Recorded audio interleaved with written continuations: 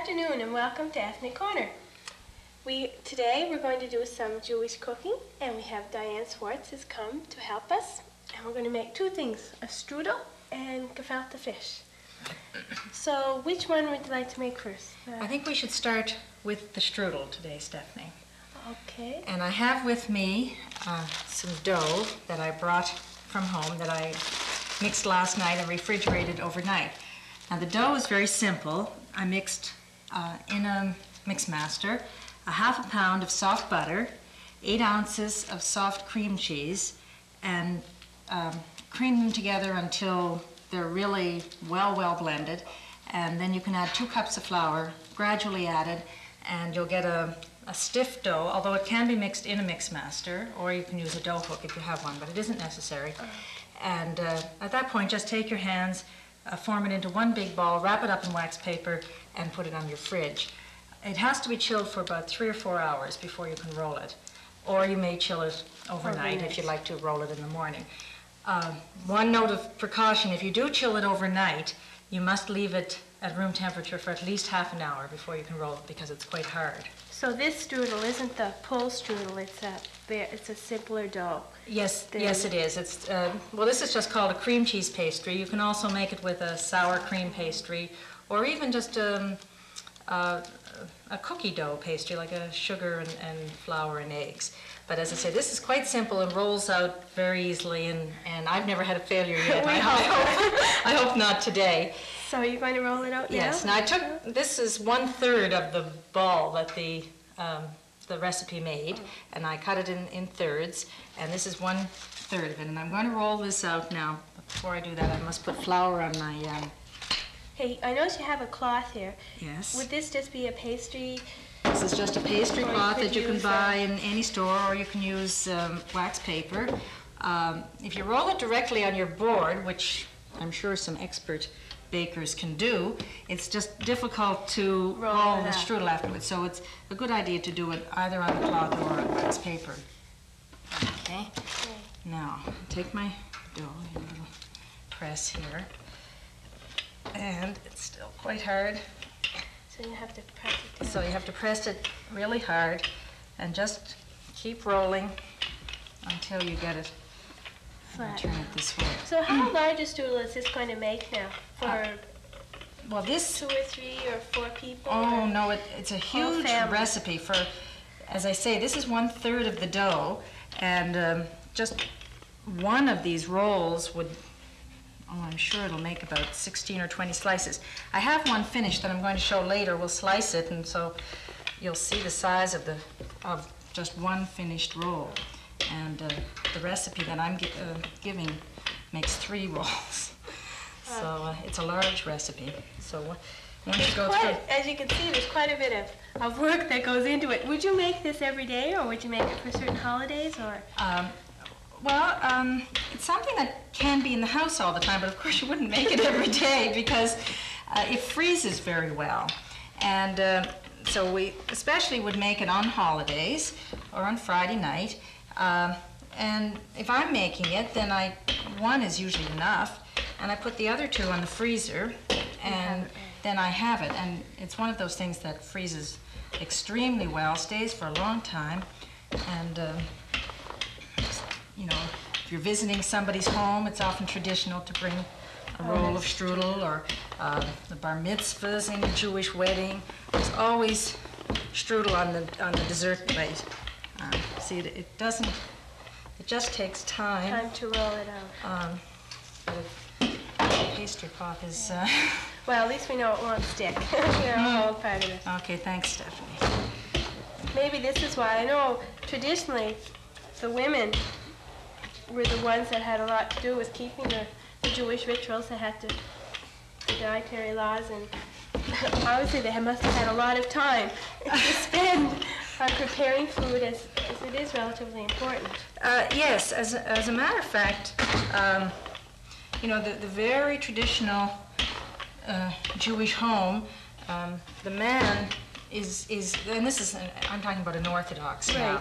The man is geared to the synagogue, and the mother's life is really geared to staying home and keeping the Jewish home, keeping the traditions and the rituals and the... But the correct preparation of food would take a great deal of time if you had to keep things separated. I think we have that. Okay, how thin would you roll that? That looks... well, as I say, I'm going, what's that, about 1/8 of an inch thick, but I think... As thin as you can get it? Well, if you can get it thinner, I suppose that's fine. I have a little hole here that I'm going to try to patch. I'm just sort of, the size of this would be approximately 12 by 14 or 15. So that's what I'm going by. If you do it too thin, it's going to be, you might have trouble with the filling coming out or making holes in it. So I think I've got it. And you didn't do it into a circle, you made it... No, I made it into a rectangle. As I say, it's a little longer. I think I'm a little bit thicker on this end. So, a little bit of this. There we go. Okay, now comes the more fun part, the filling. And the nice part about this is, now as I mentioned, I could make 3 from my recipe, and I can make 3 all different. The same pastry. This one I've chosen ginger marmalade, and I'm going to spread that first, and then I'm going to use chopped walnuts, raisins, and coconut. But you can just as easily use apricot preserves, or plum is another very traditional one. Your favorite homemade preserves, or whatever you have lots of, and any one of those. And as I say, you can make all 3 different. And you end up with totally different. That's right. So, so that's one of the nice parts. You don't get tired of eating the same I suppose each family is going to get the favorite strudel too. So if you have 6 kids, you might have 6 different ones that they That's like. right. But now my children won't eat ginger, but this is my favorite, so I'm producing it here. But I made one apricot this morning that I'm going to cut later, and they would prefer that. So it's usually a fruit and a fruit. Oh yeah, you need some preserves of some sort as your base. And be very careful when you're spreading it here that you don't make holes in your pastry. That's one of the things about the ginger one. It's lumpy. The apricot one is a little smoother. You didn't get all these lumps, and perhaps a little easier to spread if you're starting. And the same with plum. You don't get these big lumps. Yeah. The rolling, I would imagine, is the most difficult. So you want to take a filling that you can cope with at first, and not have too many. Things that will fall out. That's right. Until you get used to the procedure. Mm-hmm. What about the different fillings for the different cooking? How long will this have to cook in the oven? 45 minutes at 350. Will you have to adjust it to I suppose what's in it, or basically? No, pretty well, because there's nothing in here that has to cook. You see, your jam is the only thing that has to cook is your pastry, and so that would be the same for anything. You know, if you don't like nuts, you don't have to put them in. You can put cherries in, you know, with or without coconut. But everything that any filling that you would put in would be pre-cooked. So. Okay, now I've got a few bare spots here. One, and I guess I should bring it right out to the end, or I'm not going to. It's not going to stick at the end. So you basically used about half a. No, I used almost the whole one, but this is a small bottle, about of preserve, 250 any type of preserve milliliters, which is the old 9-ounce size bottle. And and when it's completely covered, I didn't quite finish the bottle, but almost the whole thing. You might have finished it if you like a little more. Then I'm just going to sprinkle walnuts. That's a nice combination, too. And there again, when they have chopped pecans in the stores, I prefer that, but they didn't have them this week. And the walnuts seem to be okay, so I'm using that. That's quite sweet. Do you put any, when you serve it, will you put any topping on it, or anything? No, it's served as a cookie. It's what's called a dry strudel, as opposed to some of the apple strudels, which are they run out. Yes, and those could have a topping on them. But this comes out like a cookie, and you can pick it up with your hands and eat it. And you're saying most people, you feel, in this area would make a dry strudel as opposed to... Yes, I don't know of any Jewish people in Sydney that, or Glace Bay, which is where I grew up, that make the other type of strudel. I realize that it depends on the area that you came from, or which part of Europe, the people came from. And pretty well most of the Jewish people here come from Russia and or close by. So they basically keep teaching. Your grandmother would teach, the mother would teach the daughter, and the daughter would, you'd basically do what you're used to. That's right, what you see at home. And of course, it's not so much the mother teaching the daughter anymore as one day the daughter finding out that she's called upon to make it. Her mother isn't around to do it for her anymore. You have to learn. And she says, well, gee, my mother used to do this, and she used to stick her hands in kind of like that, this way, and that's how it gets to be done. Now I'm rolling it the long way, and and I'm going to just turn the sides in. Oh, it's not sticking so far, which is just great. So you're going to basically seal the ends there? Yes, although it isn't really necessary. It just makes the pan a little bit easier to clean up if you don't have some the preserves running out on it. But nothing would happen if it does run out or anything like that. Just look neater, I would suppose. Yeah. And this is rolling very nicely. This morning I rolled one out on wax paper, and it was much more difficult to roll. It stuck a little bit. It turned out fine, but so if you have a pastry cloth, it really it is working much better. And you put quite a bit of flour on that too. Yes, okay, here we go. Is that a knife or just a plain knife? Well, I think this will work fine. Okay. Maybe a plain knife would be better, Stephanie. It's a little bit sharp.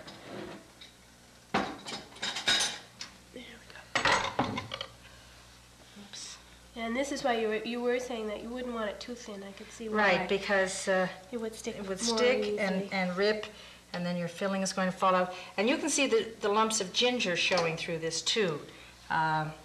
As I say, now if it makes a hole, it's not the end of the world. It'll just mess up your pan a little bit and be a little bit harder to clean. But you're going to end up with a fine finished product, and of course you slice it in the end anyway, so it's not going to matter. So what I'm going to do now is take my pan and spray it very, very lightly with jam, just a speck. Can you put butter or lard or anything? Anything. We wouldn't use lard, of course. Oh, that's right. The traditional Jewish home, of course, is a kosher home. Okay. Clean that down, I guess it'll be okay. Okay, so that's the strudel ready to go into the oven. Okay, and maybe we can, I know our oven was turned on, so we could really slip it in. And you said for about 40 or 45 minutes? Yes, about 45 minutes at 350. So do you want to show us the one that you did this morning that did kind of, as you say, stuck a little bit when you were rolling it? But as you see, nothing at all happened. It just meant that it was a little bit more difficult for me to roll, but it turned out just fine. And that one has the same ingredients, except I used an apricot preserve. So it's quite sturdy too. Once it's completely baked, it's sturdy. Although you'll see when I'm cutting it, it's crumbly. So there you have to be careful again. Now this was baked this morning, came out of the oven about 11 o'clock, and what are we now? Anyway, a few hours later, and it has to cool really a couple. Well, they say 15 minutes, but I prefer to let it cool a little longer before I slice it. And it just makes it that much easier. So you always serve it sliced up? Always serve it sliced. Now, the end piece isn't going to be so pretty, and the cook can eat that herself just for testing. But it has a lot of pastry rolled in, and but the rest of it now is, and what is that, about a little less than a half an inch? Yeah. Can I try the other knife? Okay, try this one. Must have hit a nut there.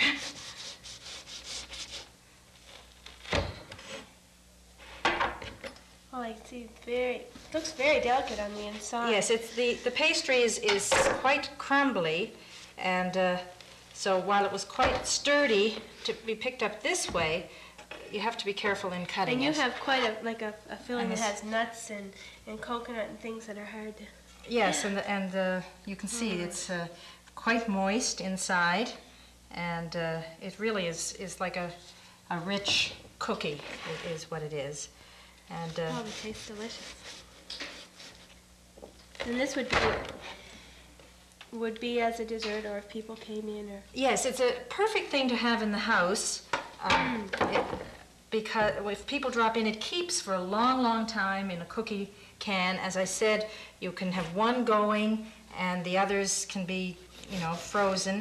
They don't have to be, if you take it off the freezer, in about 15 minutes you can start slicing it, and once you start slicing, it's defrosted in very little time. So it's just a marvelous, convenient food to have in the house. It's something that... and it tastes as if, and it looks as if a lot of time was spent, and as you say, you roll out the dough, you put the filling and you roll it up.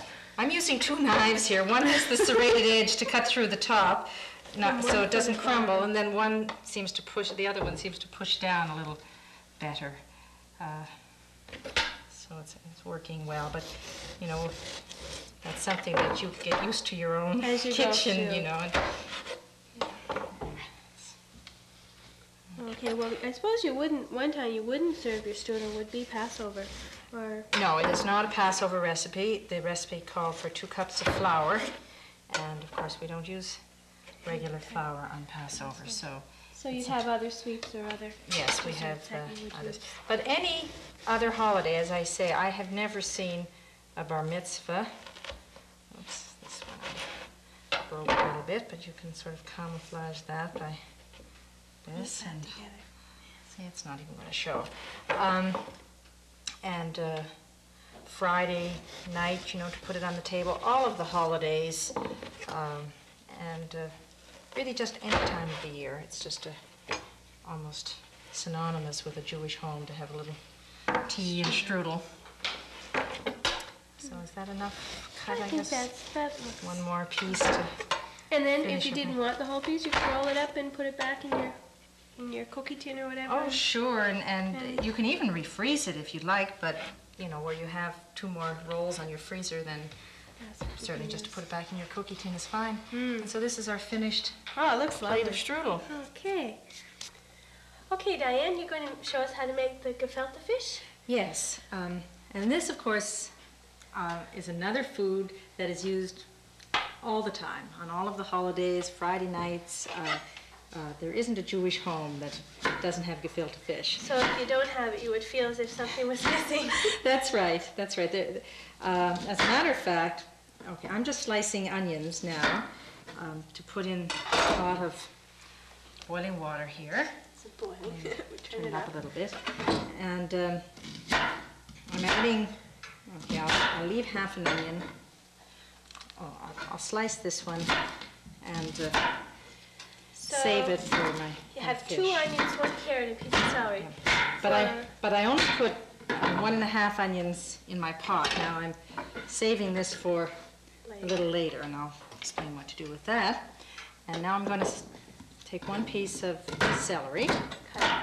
So you don't cut it in small little pieces? No, that's just for flavoring, okay? And so this pot of simmering water is going to be a stock or a broth. That's right. Later for your recipe. That's right. And also in that pot should go some fish trimmings, heads, bones, in pieces. Whatever you don't put into your fish is also sitting in this pot of broth here. So that's, to make the nice that'll and a little bit of salt. So any kind of fish stock, could you use any kind of fish stock for this? Oh, sure, and if you have a way of making a fish yes, and broth or something. Any fish can be used for this gefilte fish recipe. As a matter of fact, the traditional fish for gefilte fish recipe would be white fish, pike, and carp. And so any cookbook that's picked up and you read gefilte fish, they'll always specify white fish, pike, and carp.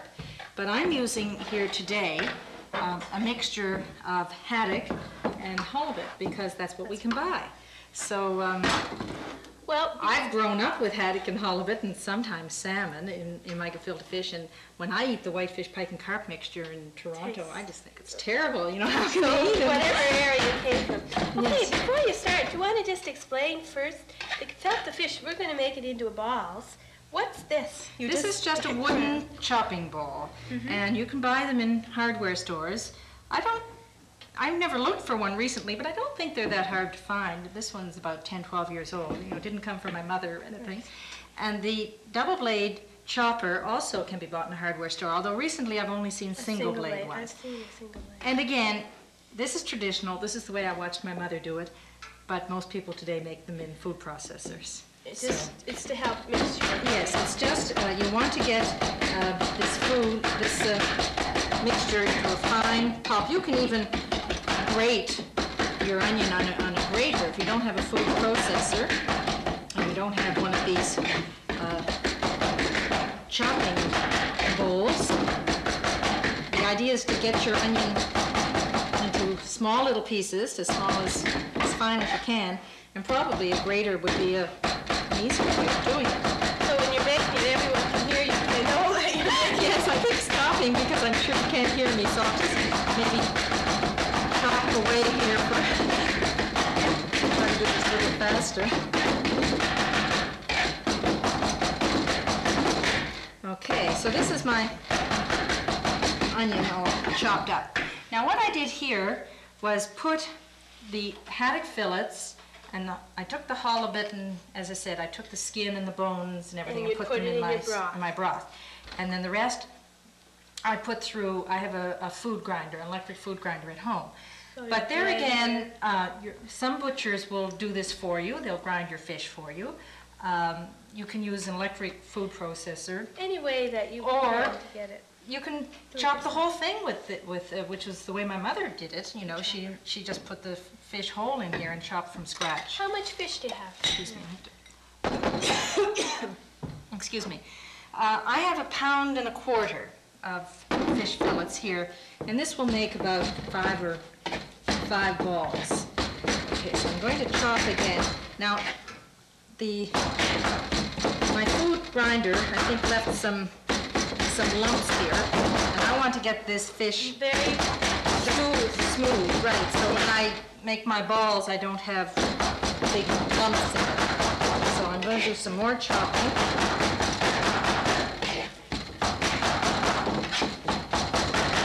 This would probably be good for Chinese food as well. It would be strong in your face. And kind of fold it over. Yes, it just to make sure that you get it all chopped well.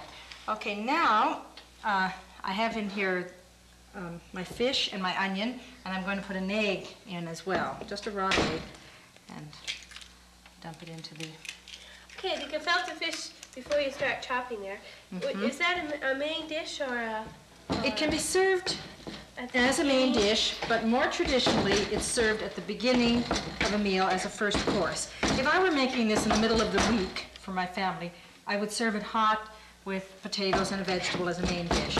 But on holidays, it's always the first course, and it's served cold, you know, before the main meal comes.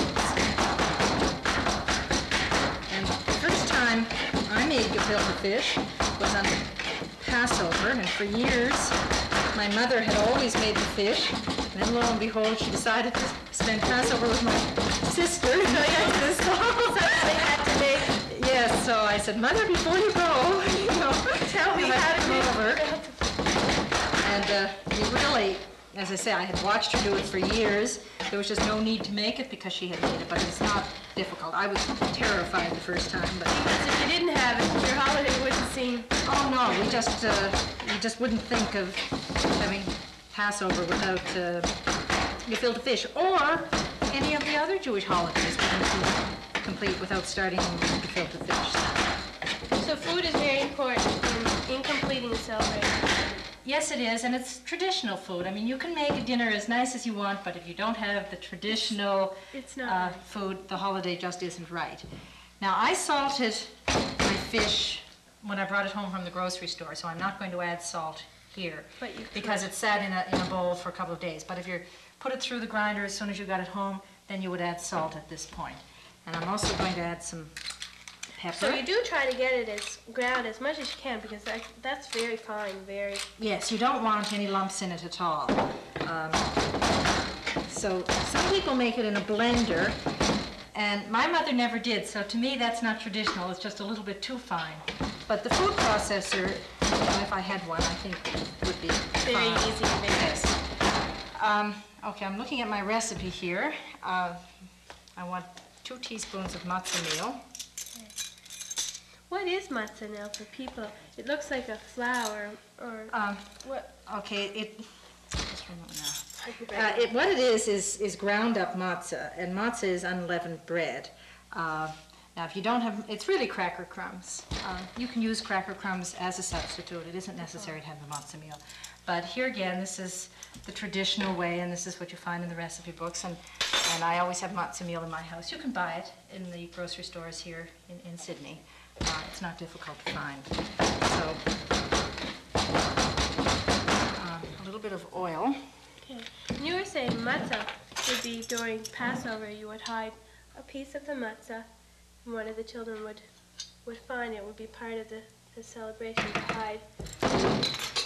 Yes, that's. Of course, by the way, the oil I'll finish. Okay. Yes, your question. The oil I put in again isn't found in all the recipes, and it's something that my mother taught me. If I were making this with all halibut or halibut and salmon, which are both rich fish, I wouldn't bother putting oil in.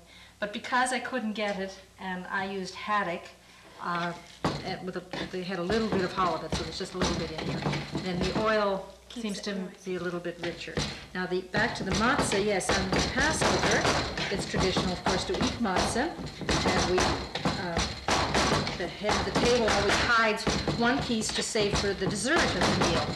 And when he goes to get it at the end of the meal, he always finds it isn't there, because the children know that it's hidden, and somebody finds it, and he has to say, now, where is the matzah? We need it for dessert. And lo and behold, one of the children always come up with it. And of course, they don't turn it over until they get their little gift or due reward, right? So that always makes it kind of fun for the children, you know. They have a little treasure hunt, so to speak. Now, I can't remember. I think I'm supposed to add a little bit of water to here, yes. And I didn't write it in my recipe. So I have water right here, yes. I mean, just to get it the right consistency. I think this would depend, the oil and the water, on the type of fish you used, and that's get the right consistency to make the ball. And you would get used to it. Now, here again, haddock is a drier fish, so I put the oil and the water in. But if I were using more halibut or salmon, I wouldn't have to put so much oil. But I think you'd still pretty well need that water. Okay, that's it. That's my mixture. Now comes the messy job. Roll up the sleeves and... Okay, do we need this anymore? No, I can put it... Push all this off here. And now you put your hands in the food. Okay, so I've got a mixture here that's... I don't know what to say about it. I should probably have done this first. Okay, wet your hands just a little bit so the fish doesn't stick. And then just make a little ball. And you don't want to handle this too much. You want to get it into a smooth ball, okay? I imagine it would become quite unmanageable if you work it too much, because it's so fine already. Yes, and so the idea, and I think it sometimes might come out a little too heavy if you handle it too much. At this point, when it's all chopped fine, you just wet your hands and form it into that ball. Quite a large ball. Yeah, not a spaghetti meatballs ball. No, a good sized ball. And then you can make it smaller to your taste, but this is, and then just drop it in your simmering water. Okay? They're going to expand just slightly in there. How long will they take to cook now, to simmer? 2 hours. 2 hours? Okay. So you're not using pre-cooked fish? No, this goes back to the days when women stayed home. She put her food on the stove and she was there all day. Right. Monitoring. Today, I'm sure lots of women put it on the stove and walk out and come back to their finished product. Could you freeze your matzo ball, the gifelte fish? No. I wouldn't recommend freezing it. I have tasted it frozen, but it doesn't taste very good. It just loses mostly the texture, and it isn't very good. You can buy it in bottles and cans. To this stage, I would. No, completely finished, and they do it up in the broth and bottle it, you know, preserve that way, and refrigerate it. So if your mother isn't there to make them, yes, if you're really stuck, yes. But somehow, your friends always know, you know, that that's not the real thing. Okay. So as you said, that makes about five. Five good size balls, right. You could make them a little smaller if you'd like, and you can get 6. But as you said, it's often as a main meal, so yours yes. wasn't quite large. Yes. As I say, to go through. But I say it's often as a main meal, but more often it's a first course on a Friday night, just like an alternative to the chicken soup, or on holidays it's and chicken soup. Yes, you start with your chicken soup and then your gefilte fish and then your chicken or roast beef or whatever is in store for the evening. So that makes for a long meal too. Yes. Oh, I think we have My messy hands. So you let them simmer for 2 hours. Covered. Okay, we can cover it. And on just low heat, just simmering. And that has You to serve them hot, or when they're let to cool, you'd put them in the fridge. You said you can serve them cold. Yes, you can serve them either hot or I'll take that. okay, or cold. More traditionally cold. So you'd let it cool, then take them off with a slotted spoon into a bowl, pour some of the fish broth, and save the carrot. Everything else can be thrown out, the onion and the celery. But why do you save the carrot? I think you can show now. Again, it's traditional. I made up one pot this morning, so I would have a finished one since this takes 2 hours to cook. And there's the carrot. I've just never seen it served without the carrot. So here's my gefilte fish served on a little lettuce with a slice of carrot on top, and the carrot came from the pot. And then I just sliced a little cucumber, tomato, and parsley. And all of that is just very traditional. It's the way I watched my mother do it, and it's the way I would do it. And I wouldn't attempt to be imaginative with it because somehow it just isn't right then. And of course, the one thing that you would always serve with it is your horseradish. Yes, you wouldn't think of eating gefilte fish without horseradish. Basically, they seem the same color. What happens if you make it a big blob of horseradish and not realize? Yes. And that's why we usually serve red horseradish or pink horseradish. And the way to get your pink or red horseradish, you may buy it in the store that way. They didn't happen to have it when I bought this, so I bought the white. But you can add a little beet juice to this. And that will color it and give it your pink or red color, so you won't confuse it with the white gefilte fish and put because this is quite hot and you wouldn't want a whole mouthful of horseradish. Well, thank you very much. And I think maybe our strudel should be ready from the first, if you want to check and see. Okay. A few more minutes. Not quite ready. I can show the audience what it looks like, but I think it needs just a few more minutes.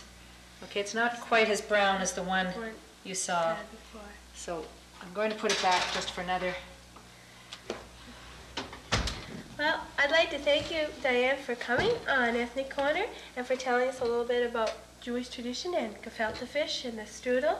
And hopefully some of the audience, if they like the recipes, can write the Beaton Institute and can try them themselves. Thank you very much. Thank you, Stephanie.